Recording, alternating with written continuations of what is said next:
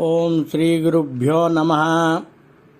శుద్ధస్ఫటికసంకాశం సచ్చిదానందవిగ్రహాం దాతారం సర్వకామానాం కామేశ్వరం ఉపాస్మహే. కామేశ్వరీం పరామీడే కాదిహాదిస్వరూపిణీం మాతృకావర్ణలిప్తాంగీం మహాశ్రీచక్రమధ్యగాం. అఖండమండలాకారం విశ్వవ్యాప్తవ్యవస్థితం త్రైలోక్యం మండితం ఏన మండలం తత్సదాశివం. ఓం ఐం వ్యాపకమండలాయ నమః. శ్రీ గురుభ్యో నమః.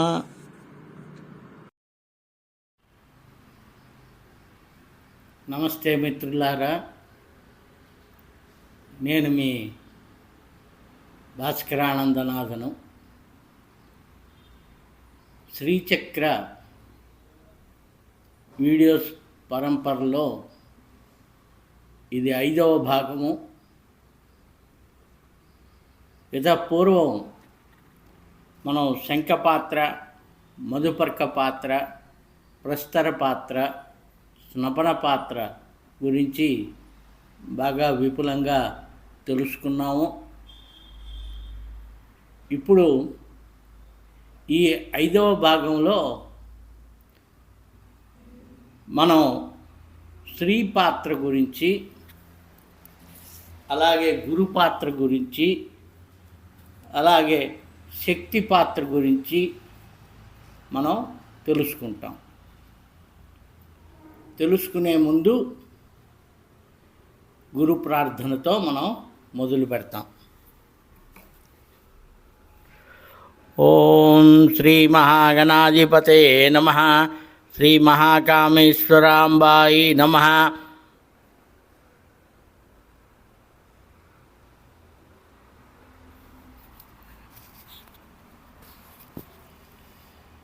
నమో బ్రహ్మాదిభ్యో బ్రహ్మ విద్యా సంప్రదాయకర్తృభ్యో వంశ ఋషిభ్యో నమో గురుభ్యో నమః. నారాయణ సమారంభాం వ్యాసశంకర మధ్యమాం అస్మదాచార్య పర్యంతాం వందే గురు పరంపరాం. స్వగురువే నమః. స్వగురుశ్రీ నారాయణాంబా సహిత నారాయణానందనాథ శ్రీపాదుకాం పూజయామి నమః. స్వగురువే నమః. నారాయణాంబా సహిత నారాయణానందనాథ శ్రీపాదుకాం పూజయామి నమః. బ్రహ్మశ్రీ మా గురువుగారు, మా గురుదేవుళ్ళు నాకు పూర్ణ దీక్ష ఇచ్చినటువంటి మహానుభావులు, శ్రీ విద్యోపాసకులు, తెనాలి వాస్తవ్యులు, మా గురుదేవులైన వేమూరి లక్ష్మీనారాయణ గారి దంపతులకు నా శిరస్సు వంచి నమస్కారం చేస్తూ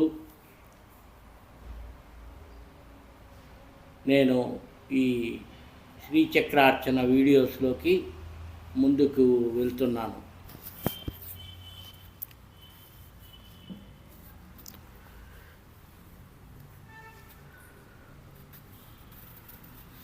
ఇంచుమించుగా నా శ్రీ విద్యోపాసన 45 ఏళ్ళు పూర్తి కావస్తున్నది. 1982లో నెల్లూరులోని కొట్ర వెంకట శేషయ్య గారి పంతులు గారి దగ్గర, వారు పెద్ద గొప్ప సంస్కృత విద్యా పండితులు, గొప్ప శ్రీ విద్యోపాసకులు, జ్యోతిష చక్రవర్తి, జ్యోతిష్యములో మహానుభావులు. ఆ రోజుల్లో ఉన్నది ఉన్నట్టుగా చెప్పగలటువంటి మహాదిట్టవారు, 6 అడుగుల ఆజానుబాహులు అయినటువంటి కొట్ర వెంకట శేషయ్య పంతులు గారు నా తొలి గురువు. వారు నాకు మొట్టమొదట శ్రీ విద్యను ప్రసాదించి బాల, నవాక్షరి, బగల, పంచదశి అయినటువంటి మహామంత్రములన్నిటినీ వారు నాకు ఇచ్చి శ్రీ విద్యను ప్రవేశపెట్టినటువంటి వారు. అటు పిమ్మట 5-6 ఏళ్ళు అలాగనే సాధన చేస్తూ ఉన్న తర్వాత వారు శివైక్యం చెందినారు. దాని తర్వాత ఇంచుమించుగా ఇంకొక 6 ఏళ్ళు గురువులు లేకుండానే జీవితం కొనసాగింది. 12 ఏళ్ళు నా సాధన తర్వాత బ్రహ్మశ్రీ విజయవాడ వాస్తవ్యులు, గొప్ప లాయరు, అడ్వకేటు, మంచి పేరున్న పెద్ద మనిషి, గొప్ప శ్రీ విద్యోపాసకులు అయినటువంటి యాబలూరి లోకనాథ శర్మ గారు విజయవాడ వాస్తవ్యులు. వారు పరిచయం అయ్యి వారు నాకు ఈ 9 అంగుళాలు పెద్ద శ్రీచక్రం ఇవ్వడం జరిగింది. 9 అంగుళాలు శ్రీచక్రం ఇచ్చిన తర్వాత వారిని నేను ఈ శ్రీచక్రార్చన విధానాన్ని నేర్పవలసినదిగా అడిగినాను. తర్వాత వారు తెనాలి వాస్తవ్యులైనటువంటి వేమూరి లక్ష్మీనారాయణ గారిని వారు చూపించినారు. వారి దగ్గరికి వెళ్ళి నేర్చుకోవాల్సినదిగా నాకు ఆదేశం ఇవ్వడమైనది. అటు పిమ్మట ఇంచుమించుగా 99-2000 సంవత్సరంలో వేమూరి లక్ష్మీనారాయణ గారిని తెనాలిలో కలుసుకోవడం అయినది. వారు నాకు పూర్ణ దీక్ష ఇవ్వడానికి సమ్మతించి మా ఊరికి నెల్లూరుకి ఇచ్చేసినారు. వారు, అమ్మగారు. ఆ పక్క రోజు నాకు పూర్ణ దీక్ష ఇస్తారు అని దానికోసంగా అర్చన కార్యక్రమాలన్నీ తయారు చేసుకొని సిద్ధం కాగా వారి నాన్నగారు, వారు అప్పటికే సన్యాస దీక్ష తీసుకొని తురియాశ్రమంలో ఉన్నారు. వారు ప్రత్యేగానంద మహాస్వామి వారు.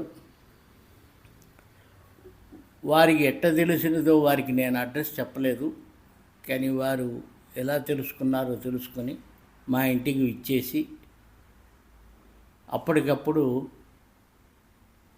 వారి కుమారులు, వారి శిష్యులు అయినటువంటి మా గురుదేవుల్ని వెంటనే ఆదేశించి ఈ దంపతులకు వెంటనే పూర్ణ దీక్ష ఇవ్వు అని ప్రత్యేగానంద మహాస్వామి వారు ఆదేశించినారు.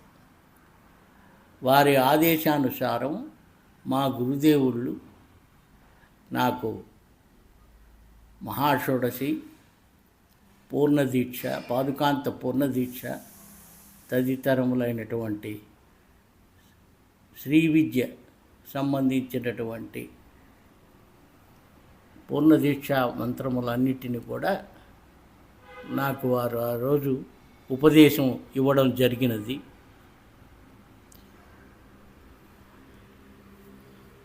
ఇది 98-99 ఆ ప్రాంతంలో. శ్రీ అంటే పూర్ణదీక్ష రావడానికి పూర్వమే శ్రీచక్రం మా ఇంటికి వచ్చింది. మేరు శ్రీచక్రం, 9 అంగుళాలు పెద్ద శ్రీచక్రం. అంటే ఇప్పటి వరకు నేను పూజిస్తున్న, మీకు అవతల చూపిస్తాను, మేము పూజిస్తున్నటువంటి మేరు శ్రీచక్రం 9 అంగుళాలది ఆ రోజు బ్రహ్మశ్రీ యాబలూరి లోకనాథ శర్మ గారి చేతుల మీదుగా నాకు ఇవ్వబడినది. వారు వారి స్నేహితులైనటువంటి వడ్లమూడి వెంకటేశ్వరరావు గారు మరి తదితర ప్రముఖులందరూ కూడా మా ఇంటికి విచ్చేసి మా ఇంట్లో శ్రీచక్రార్చన ప్రాణప్రతిష్ఠ చేసి మహావైభవంగా కార్యక్రమం చేయడం జరిగింది. ఆ విధంగా శ్రీచక్ర దేవత మా ఇంట్లో ఆనాటి నుండి ప్రవేశించి ఈనాటి వరకు పూజలు అందుకుంటూ మమ్మల్ని ఆశీర్వదిస్తూ మమ్మల్ని, మా కుటుంబాన్ని, మా శిష్యులను, మమ్మల్ని అందరినీ కూడా ఆశీర్వదిస్తూ నేటికి నా చేత పూజలు అందుకుంటూ ఆ తల్లి మా ఇంట్లో విరాజమానమై ఉన్నది. కాబట్టి నేను చెప్పొచ్చేది ఏమిటంటే, అమ్మ రావాలనుకుంటే ఏ విధంగానైనా వస్తుంది, ఏదో రూపంగా వస్తుంది. మనలో తపన ఉండాలి, మనలో కొటకలాడడం ఉండాలి. తపన కానీ ఉంటే అమ్మ ఏదో రూపంగా, ఇప్పుడు నాకు మొట్టమొదటి గురువు ఒకరు, మలి గురువు ఒకరు, తొలి గురువు ఒకరు, మలి గురువు ఒకరు, మధ్యలో శ్రీచక్రం ఇచ్చినది ఒకరు. ఎంతమంది చేతుల మీదుగా అమ్మవారు మా ఇంటికి వచ్చినదో అర్థమవుతున్నది. యాబలూరు లోకనాథ శర్మ గారు, వడ్లమూడి వెంకటేశ్వరరావు గారు, మా గురువు గారు, ఇంకా ఇలాంటి ప్రముఖులు ఎందరెందరో, వీళ్ళందరూ కూడా సహాధ్యాయులు, ఒకే గురువు దగ్గర పాఠం చెప్పించుకున్నటువంటి వారు. అలాంటి గొప్ప శ్రీ విద్యోపాసన ఇప్పటికి కూడా వడ్లమూడి వెంకటేశ్వరరావు గారి వారి శిష్యులు ఎందరో ఉన్నారు. అలాగనే బ్రహ్మశ్రీ లోకనాథ శర్మ గారి వారి శిష్యులు ఎంతోమంది ఉన్నారు. అలాగనే బ్రహ్మశ్రీ నోరి సుబ్రహ్మణ్య శాస్త్రి గారు, వారి నాన్నగారు నరసింహశాస్త్రి గారు, వారు వారి శిష్యులు కొన్ని వందల వేల మంది హైదరాబాదులో ఉన్నారు, ఎంతో గొప్ప స్థితిలో. నోరి సుబ్రహ్మణ్య శాస్త్రి గారు ఎన్నో వందల పుస్తకాలు శ్రీచక్రం మీద, శ్రీ విద్య మీద ఎన్నో గొప్ప పుస్తకాలు వారు రచించి ఉన్నారు. అదేవిధంగా క్రోవి పార్థసారథి గారు, ఈ విధంగా ఎంతోమంది మహానుభావులు శ్రీ విద్యోపాసనలో తరించి ముక్తి చెందినటువంటి వారు, వారి పిల్లలు, వారి శిష్యులు ఇంకా తరిస్తున్నటువంటి వారు ఎందరెందరో ఉన్నారు. వారందరికీ నేను నమస్కారములు తెలుపుకుంటున్నాను. అదేవిధంగా మా గురు సాంప్రదాయంలో మా గురువుల దగ్గర పున్న దీక్ష తీసుకొని ఎన్నో వందల మంది శ్రీచక్రార్చన చేస్తూ నాకు స్నేహితులుగా ఉన్నటువంటి మహాపురుషులకందరికీ నేను నమస్కరిస్తున్నాను. ఇంతేకాకుండా మా సాంప్రదాయమే కాకుండా, కళ్యాణానంద భారతి మహాస్వామి వారి సంప్రదాయమే కాకుండా ఎన్నో ఇతర సంప్రదాయములలో ఎంతోమంది శ్రీ విద్యోపాసన చేస్తూ నాకు చాలామంది ఇతర సంప్రదాయములలో ఉన్నవారు కూడా తెలుసు. ఎంతో గొప్పవాళ్ళు, ప్రముఖులు, పెద్దవాళ్ళు ఎందరెందరో గలరు. వారందరూ కూడా ఇతర సంప్రదాయములలోని శ్రీ విద్యోపాసకులు అందరికీ కూడా, గొప్పవారికి అందరికీ కూడా నేను శిరస్సు వంచి నమస్కరిస్తూ ఈ ఎపిసోడ్ని కొనసాగిస్తున్నాను. ఓం నమో శ్రీ గురుభ్యో నమః.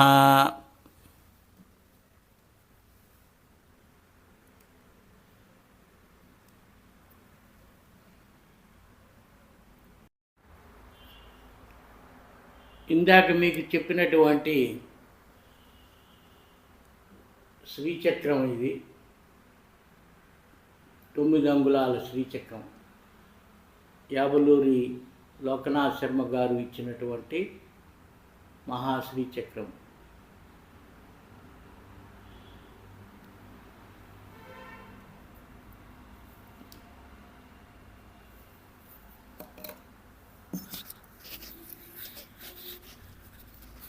ఇప్పుడు మనం ఈరోజు తెలుసుకునేటటువంటి పాత్రలో శ్రీ పాత్ర. ఇది ఇలా శ్రీచక్రమునకు ఎడమ చేతి వైపు ఉంటుంది. కుడి చేతి వైపు శంఖపాత్ర, మధుపర్క పాత్ర, ప్రస్తర పాత్ర, స్నపన పాత్ర ఉంటాయి. శ్రీచక్రమునకు ఎడమ చేతి వైపు శ్రీపాత్ర, గురుపాత్ర, శక్తి పాత్ర ఉంటాయి. ఇప్పుడు మనం శ్రీపాత్ర గురించి తెలుసుకుంటాం.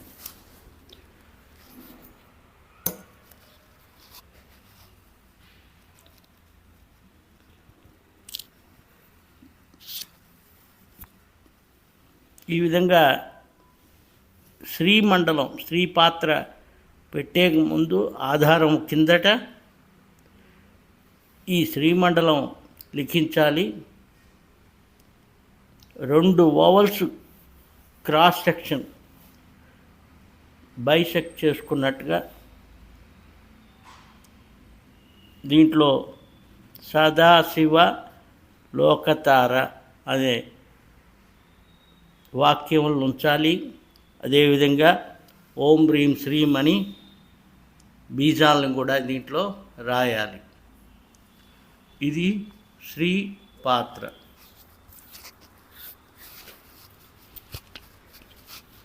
ఈ శ్రీ పాత్ర యొక్క విశేషం ఏమిటి?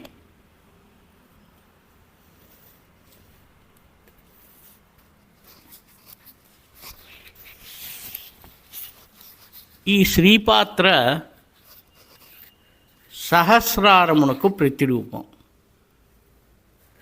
మనం ఒక్కొక్క చక్రము దేనికి ప్రతిరూపమో చెప్పుకుంటూ వచ్చాం. మరి ఈ శ్రీపాత్ర దేనికి ప్రతిరూపం అంటే సహస్రారమునకు ప్రతిరూపం. సహస్రారమునకు ప్రతిరూపము అని అనగానే మనం అర్థం చేసుకోవాల్సింది శ్రీచక్రములో బిందువునకు ప్రతిరూపం. శ్రీచక్రములో ఈ బిందువునకు పైన ఉండేటటువంటి బిందువునకు ఇది ప్రతిరూపం. కాబట్టి మన శరీరంలో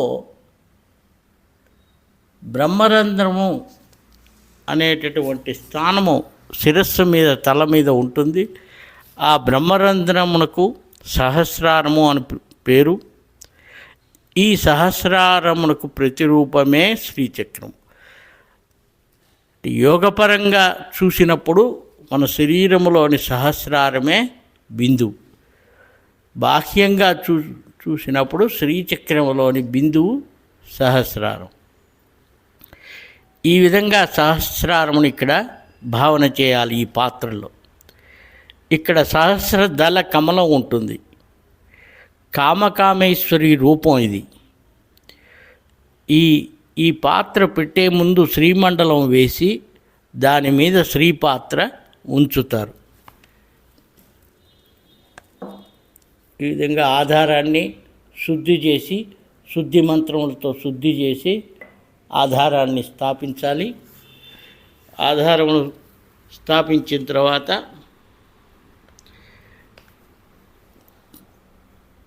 ఈ పాత్రను కూడా, శ్రీపాత్రను కూడా శుద్ధి చేసి దీన్ని స్థాపించాలి.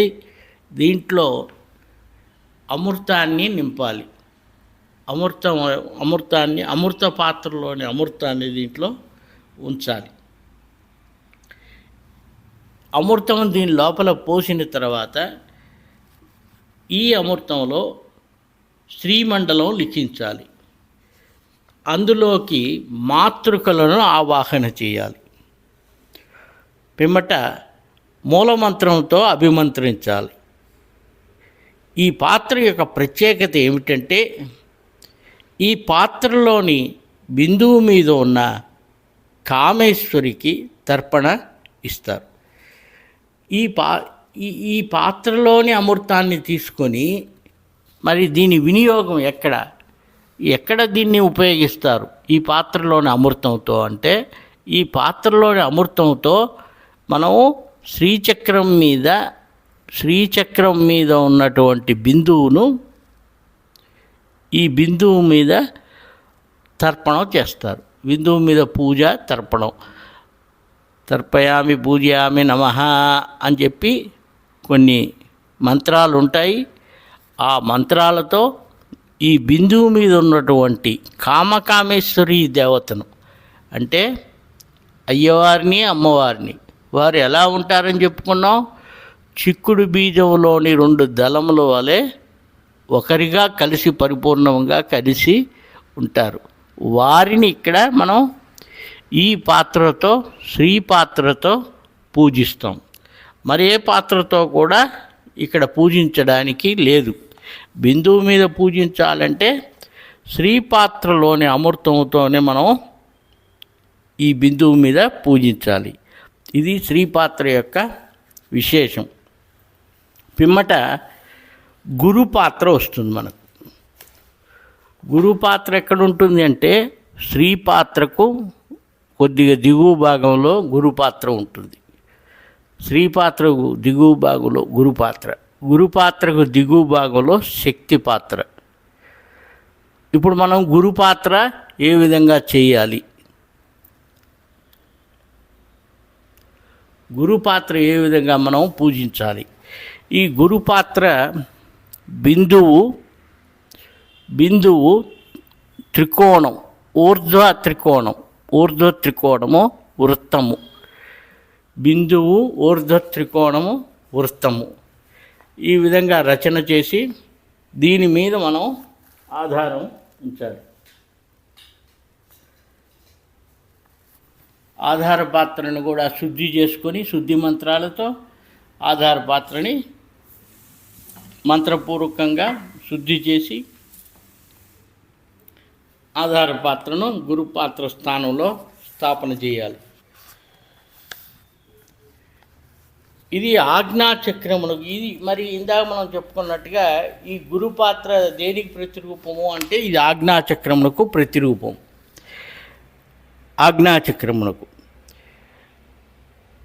అంటే గురువు ఎప్పుడు మనకు ఆజ్ఞల్ని ప్రసాదిస్తూ ఉంటారు. మనం ఏ విధంగా ఎటువైపు వెళ్ళాలి, ఏ విధంగా నడుచుకోవాలి అని చెప్పి ఆజ్ఞాచక్రంలో మన బొట్టు పెట్టుకునే స్థానంలో, ముక్కుకు పైన కుంకుమ పెట్టుకునే బొట్టు పెట్టుకునే స్థానంలో ఆజ్ఞాచక్రంలో ఈ గురువు గారు ఉంటారు. దానికి ప్రతిరూపం ఇది ఈ పాత్ర. ఆధార సహిత గురు పాత్రని ఇక్కడ మనం ఉంచాలి. సో ఇక్కడ మనం ఆధారం ఉంచాము. ఇప్పుడు దీంట్లోకి గురు పాత్రను మనం మంత్రపూర్వకంగా ప్రతిష్ఠ చేయాలి. బిందువు చుట్టూ మరి ఎక్కడ పూజించాలి అంటే, ఈ పాత్రలో, ఈ గురు పాత్రలో కూడా మనం అమృతం తీసుకోవాలి. అమృత పాత్రలోని అమృతమును ఈ గురు పాత్రలో ఉంచుకోవాలి. పిమ్మట ఈ గురు పాత్రలోని అమృతంతో ఎక్కడ పూజించాలి అంటే, బిందువు కింద ఉండేటటువంటి గురుమండలాన్ని మనం పూజించాలి. బిందువు కింద భాగంలో ఉండేటటువంటి గురుమండలాన్ని మనం పూజించాలి. దాన్ని ఏమంటారంటే మహాత్రికోణము అని చెప్పేసి అంటారు. ఏది మహాత్రికోణం? ఆ బిందువు కింద ఉండేటటువంటి 3 కోణాలు ఉన్నాయి మనకు, దాన్ని మహాత్రికోణము అంటారు. మహాత్రికోణమునకు బిందువుకు గల మధ్య ప్రదేశమును గురుమండలము అంటారు. మహాత్రికోణం పైన ఉన్నటువంటి ప్రదేశంలోని భాగమును మనం ఈ గురుపాత్రలోని అమృతంతో పూజించాలి. పిమ్మట ఇక్కడ దక్షిణామూర్తి మంత్రంతో కూడా దీన్ని అభిమంత్రించి, దక్షిణామూర్తి మంత్రంతో ఈ పాత్రలోని అమృతమును అభిమంత్రించి తర్వాత మనం దీన్ని వినియోగం చేసుకోవాలి. గురుమండలంలోని గురువులందరినీ కూడా ఇక్కడ పూజించాలి. దక్షిణామూర్తి దగ్గర నుంచి సనక సనందుల దగ్గర నుంచి మన శంకరాచార్యుల దగ్గర నుంచి ప్రతి ఒక్కరిని కూడా గురుమండలంలోని ప్రతి గురువుల్ని కూడా ఇక్కడ మనం నారాయణ సమారంభాం వ్యాసశంకర మధ్యమాం అస్మదాచార్య పర్యంతాం వందే గురు పరంపరాం అని చెప్పి మనం ఈ గురువులందరినీ కూడా వారి పేరు పేరున ఇక్కడ మనం అర్చించాలి ఈ గురు పాత్రతో. చివరిలో ఈ గురు పాత్రను మన గురువు గారికి ఇవ్వలను. ఒకవేళ గురువు గారి లేనిచో తత్వశోధనం చేసి ఆ పాత్రను మనమే స్వీకరించవలను. ఎవరైతే పూజ చేస్తున్నారో, దీక్షితులుగా శ్రీచక్రార్చన చేస్తున్నారో వారే ఈ పాత్రను స్వీకరించవలసి ఉంటుంది, గురువులు లేని ఎడల. ఇప్పుడు ఇటు పిమ్మట దీని తర్వాత మనకు వచ్చేది శక్తి పాత్ర. శక్తి పాత్ర, స్త్రీ పాత్ర, గురు పాత్ర, శక్తి పాత్ర. ఈ శక్తి పాత్ర ఏ విధంగా ఉన్నదో చూశారంటే మీరు మధ్యలో బిందువు ఉన్నది, త్రికోణం ఉన్నది, మళ్ళా ఇంకో త్రికోణం ఉన్నది, మళ్ళా ఇంకో త్రికోణం ఉన్నది, వృత్తం ఉన్నది.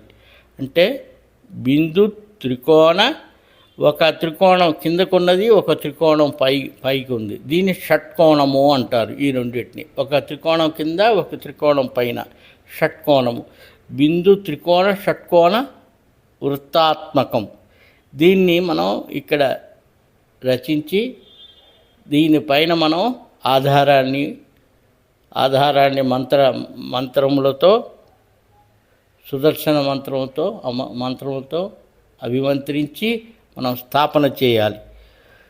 శుద్ధి చేసి శుద్ధి మంత్రములతో స్థాపన చేయాలి. ఆధారం స్థాపన చేసి ఆధారం పిమ్మట పాత్రని కూడా స్థాపన చేయాలి. ఈ విధంగా ఆధారాన్ని స్థాపన చేయాలి. ఆధారం తర్వాత ఆధారంలోకి మళ్ళా శుద్ధి మంత్రములతో అభిమంత్రించి మనం పాత్రను కూడా, శక్తి పాత్రను కూడా స్థాపన చేయాలి. ఈ శక్తి పాత్రలో కూడా అమృత పాత్రలోంచి మనం పోసుకోవాలి. మరి ఈ పాత్ర దేనికి వినియోగం?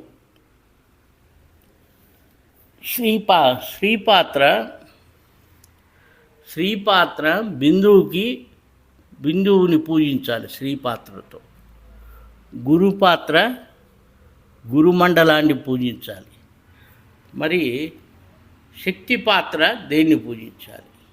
ఒక్క బిందువు మినహాయించి మిగతా అన్ని కోణాలను శ్రీచక్రంలోని అన్ని కోణాలను, అన్ని స్థానములను దేంతో పూజించాలి? ఈ శక్తి పాత్రతో పూజించాలి. ఈ శక్తి పాత్రలోని అమృతంతో శ్రీచక్రాన్ని బిందువు మినహాయించి మిగతా అన్నిటినీ మనం పూజించాలి.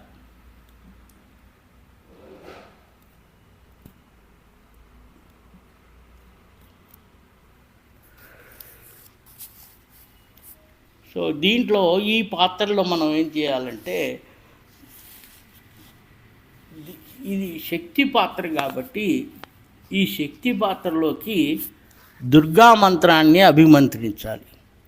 దుర్గా మంత్రాన్ని అభిమంత్రించి అమృతంలో త్రికోణయుత వృత్తం లిఖించాలి. దీంట్లో త్రికోణం నుండి భూపురం వరకు గల ఆవరణలను అన్నింటినీ అమృతంతోనే పూజించాలి.